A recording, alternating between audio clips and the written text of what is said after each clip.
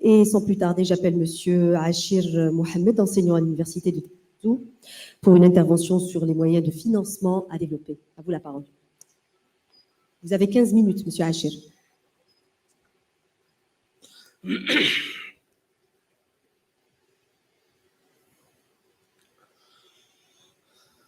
Salam alaikum.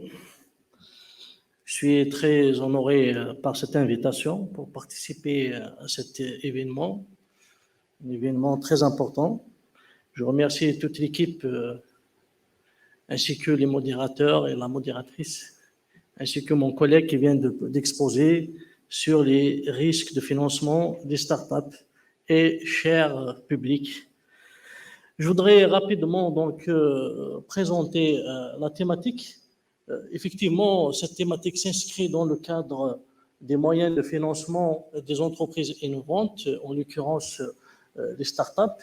Et mon ami vient quand même déjà d'introduire cette thématique. Moi, je vais essayer de me focaliser davantage sur le mode de financement par le capital risque comme un mode de financement adapté aux besoins des entreprises innovantes ou aux startups. Je pense que ça marche.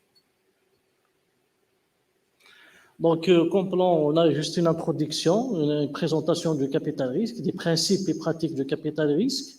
Et je vais expliquer un peu ce concept parce qu'il y a confusion lorsqu'on parle de capital risque et capital investissement. Et brièvement, l'état du lieu du capital risque en Algérie et on termine avec une conclusion.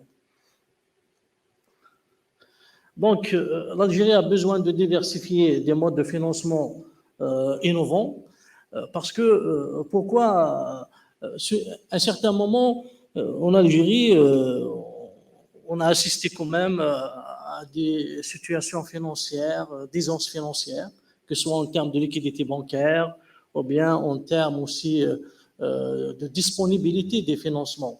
Mais la question qui s'est toujours posée, c'est le niveau d'adaptation de ces modes de financement et cette diversification aussi des modes de financement, des instruments de financement, mais aussi d'accompagnement, étant donné que les financements doivent répondre aux différentes étapes d'évolution de l'entreprise, ou bien il doit y avoir une chaîne de financement qui répond à toutes ces étapes de conception, de création, de post-création, de croissance, développement et transmission. Donc, parmi les modes de financement, justement, qui sont adaptés à toutes ces phases de l'entreprise, ou bien à ce cycle de l'entreprise, donc on peut souligner le capital investissement. Donc, lorsqu'on parle du capital investissement, d'abord, c'est un terme, c'est une traduction française du terme anglais private equity, donc parce que lorsqu'on parle de capital investissement, dans la conception, bien les concepts développés en France, donc on désigne à la fois le capital risque, le capital développement et le capital transmission. Autrement dit, le capital risque, venture capital, donc c'est juste ce mode de financement qui s'intéresse davantage aux premières phases de création d'entreprise, notamment la phase de démarrage, ce qu'on appelle le capital démarrage, la phase de conception aussi, même pour la réalisation des prototypes, pour la maturation des idées, et là aussi, il intervient les incubateurs, les accélérateurs. Donc, ce schéma il montre un peu cette évolution. Donc, c'est justement dans cette phase-là, puisqu'on parle des entreprises innovantes, des startups, et les startups ont besoin justement un écosystème favorable avec des moyens financiers favorables. Et dans cette première phase d'évolution de la start-up, ou même d'une entreprise qui n'est pas forcément fondée sur des idées innovantes, donc nous avons besoin justement des financements, une panoplie de financements. Donc, dans cette phase, lorsque un jeune étudiant il a une idée en tête, ou bien un industriel, il a une idée à développer, un projet, Donc, à partir de là, il se pose toujours la question de financement, il se pose bien sûr la question de la faisabilité technique, etc. Donc, nous avons des incubateurs, nous avons des accélérateurs, mais en termes de financement, on peut avoir d'abord des financements participatifs, donc c'est-à-dire des financements qui peuvent venir de la famille, qui peuvent venir des associations, même de finances solidaires, des financements qui peuvent venir des organismes dédiés aux startups ou bien des business angels, c'est-à-dire ce qu'on les traduit comme les anges d'affaires, donc des anciens, c'est-à-dire de l'industrie par exemple, des hommes d'affaires, des retraités, mais aussi des fortunés qui ont de l'argent et qui ont des connaissances dans le monde des affaires et qui peuvent accompagner justement ces jeunes pousses, ces startups ou bien ces idées qui sont proposées par que ce soit des diplômés universitaires ou bien par des porteurs de projets qui veulent, c'est-à-dire s'aventurer dans ce monde entrepreneurial. Donc, on passe après à la deuxième phase, donc c'est la phase de capital création. Donc là, il faut un business model, un business plan. Et dans cette phase-là, donc, il y a le capital risque qui intervient en force. Donc, il y a carrément des sociétés spécialisées dans le lancement du projet, après avoir bien sûr contracté donc un pacte d'actionnaires avec l'entrepreneur ou bien le porteur de projet. Et à partir de la phase de création, post-création, donc on est carrément dans la phase de croissance. Donc là, l'entreprise, elle est en capacité de dégager un chiffre d'affaires, des cash flows, donc elle est en maturité. Mais le financement par le capital investissement ne peut pas s'arrêter dans cette phase. Il y a la dernière phase, qui est la phase de transmission, et c'est à partir de là qu'on aura besoin de la bourse pour céder des participations en fonds propres détenues par la société de capital risque ou la société de capital investissement. Donc voilà, rapidement, le capital risque, donc je ne vais pas revenir un peu à l'histoire. Donc si on remonte juste rapidement à l'histoire, donc la première société de capital risque a été créée en 1946 par George Doriot, donc c'était l'ARD, American Research Development. Donc ça a été créé à l'université de Harvard. Après, tout l'écosystème s'est développé dans cette région à Harvard et Boston. Et c'était justement un fonds de capital risque qui consistait à donner de l'argent et à accompagner des idées innovantes développées par des étudiants à l'université. Après, donc, ce mode de financement donc, s'est développé davantage jusqu'aux années 70, c'est-à-dire là, c'est toute l'Europe qui a développé ce mode de financement. Le financement également, ou bien les startups, bon, le financement par le capital risque, c'est un financement de fonds propres et de quasi-fonds propres. C'est un financement de prise de participation dans le projet, dans les fonds propres de l'entreprise. Donc, c'est un financement aussi qui vise beaucoup plus les technologies d'information et de communication, les biotechnologies, c'est-à-dire les activités à très forte valeur ajoutée et les activités qui dégagent une plus-value future très importante. C'est pour cette raison que même le concept de start-up dans ce domaine d'éthique a évolué au même titre que le concept du capital risque. Donc, étant donné que c'est un financement très adapté à ces modes de financement, à ce genre d'entreprise.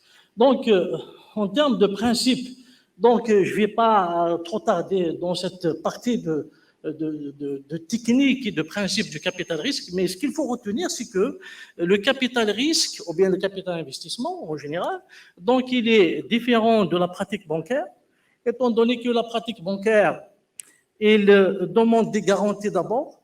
La pratique bancaire, elle est, en quelque sorte, elle a une approche ou une philosophie tout à fait différente de la philosophie du capital risque. La philosophie du capital risque, c'est la prise de participation, c'est le futur, c'est les plus-values, c'est le business plan, et c'est-à-dire cet esprit de prendre des risques avec des jeunes promoteurs ou bien avec des entreprises carrément. Par contre, la banque, c'est les garanties, c'est le passé, c'est 3 bilans positifs, etc. Donc, en tout cas, la banque ne finance pas les idées. Est-ce qu'il y a un jeune étudiant, bien un diplômé universitaire qui va solliciter une banque et, et prétendre avoir des financements pour concrétiser son projet? Non, parce que la banque, justement, ne prête que pour les riches, comme on le dit dans l'adage, mais aussi dans sa philosophie, dans sa conception, la banque s'intéresse davantage au passé, c'est des règles prudentielles très strictes et c'est les garanties. Donc, voilà fondamentalement, oui. Il vous reste 5 minutes, M. Hachir. Merci. Donc voilà fondamentalement la différence entre les deux pratiques, mais aussi il y a une autre différence entre le capital risque et la pratique bancaire. Il est dans l'implication active de la société du capital risque, c'est-à-dire la société du capital risque, lorsqu'il finance un projet, que ce soit un projet innovant, ou bien lorsque même il intervient dans la phase du développement, c'est-à-dire l'entreprise existe déjà, elle a des cash flows, elle a des revenus, elle a un chiffre d'affaires. Donc, la société de capital risque s'implique effectivement dans le management de l'entreprise. C'est-à-dire, c'est un financement actif. Par contre, la banque, c'est un financement passif. C'est-à-dire, la banque, elle ne s'intéresse qu'au remboursement des prêts aux dates convenues, hein, c'est-à-dire, c'est les commissions d'intérêt, c'est les remboursements. Mais elle ne s'implique pas dans le management de l'entreprise. Par contre, la société de capital risque s'implique dans la gestion de l'entreprise, dans la gestion de projet, parce que d'abord, elle est partenaire. Elle a pris des participations dans le capital social de l'entreprise. Donc, c'est un partenaire de l'entrepreneur. Donc, il y a une relation très étroite entre l'entrepreneur et le capital investisseur. C'est pour cette raison que on dit que c'est le meilleur mode de financement pour lancer toutes ces belles idées hein, qu'on retrouve dans les universités, dans les laboratoires de recherche, ou même dans les entreprises qui ont des recherches et développement, mais qui nécessitent effectivement des fonds pour concrétiser ces idées, ces projets et créer des projets à forte valeur ajoutée et des plus-values à plus grande valeur ajoutée ou bien plus-value. Également, si on souligne en termes aussi, en termes de philosophie de financement des sociétés de capital risque, donc il cadre parfaitement avec un principe de la finance islamique qui est le principe de la musharaka murabbaha, c'est-à-dire la finance islamique, vous savez qu'il ne finance pas avec des intérêts, donc il finance des projets d'investissement avec prise de participation.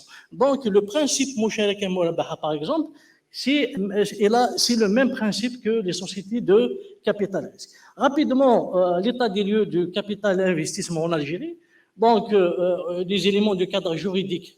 Nous avons la loi numéro 06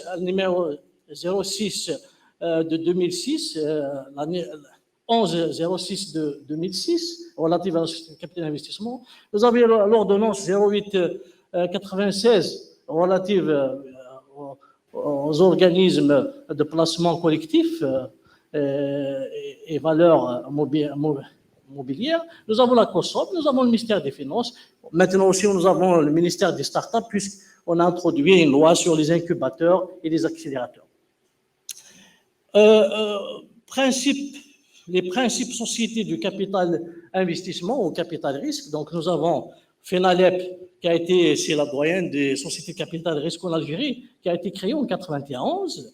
Maintenant, elle a quand même un capital social très important.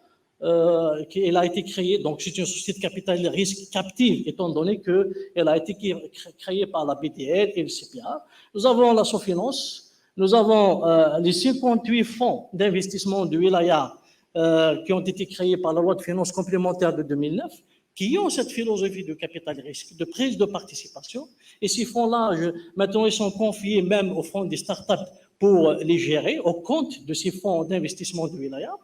Nous avons Al-Jazair Istithmar, nous avons Ecosia qui est une société de capital risque privé, parce que c'est une filiale du groupe Madar, et nous avons Algerian Startup Fund, donc c'est le dernier créé récemment, donc c'est le fonds de financement des startups qui a été doté quand même d'un capital assez intéressant, et nous avons Algerian Investment Fund, je parlais de ça, et Bon, donc c'est un peu ça l'essentiel des sociétés de capital risque ou de capital investissement, c'est-à-dire qu'ils font ce financement.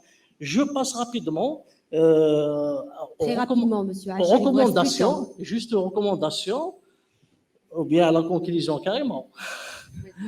Donc, juste des recommandations et conclusions.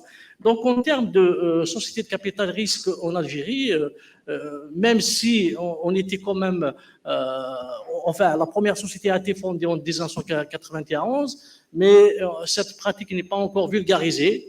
Il y a très peu de sensibilisation, il y a très peu de prise de participation, et cela renvoie aussi à un élément quand même d'ordre macro-monétaire, c'est-à-dire on peut qualifier ça d'un effet d'éviction de la part du marché bancaire à l'égard des marchés de participation. Et il y a aussi le problème de dynamisme de la bourse d'Alger, parce qu'il faut transmettre les participations des sociétés en bourse, et la bourse d'Alger, donc, il n'est pas encore développée. Il y a des éléments de cadre juridique également qu'il faudrait réformer, surtout la loi 1106. Donc, il faut améliorer cette loi de façon surtout à permettre aux banques de participer activement dans des sociétés de capital risque actives pour fournir plus de fonds. Il faut créer des fonds communs de participation.